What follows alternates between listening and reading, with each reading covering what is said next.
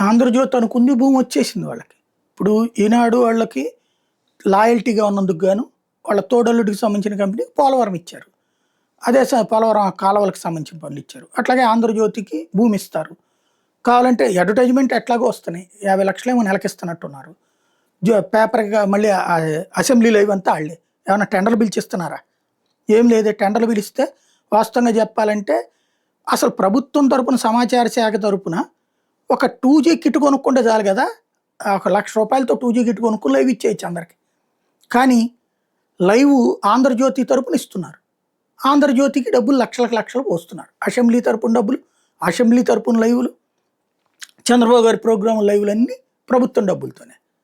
అవి మొత్తం కలిపినా కూడా 2G కిట్లు, 3G కిట్లు, 4G కిట్లతో పని అయిపోతుంది ఈ రోజున. కోట్లకు కోట్లు ఎందుకు పోస్తున్నారంటే మనకు సేవ చేస్తున్నారు కాబట్టి. మన కోసం ప్రజల్ని ఎంతైనా చేయగలుగుతారు. ప్రజల్ని ఎలాగైనా మాయ చేయగలుగుతారు. కాబట్టి జరుగుతూ ఉంటది.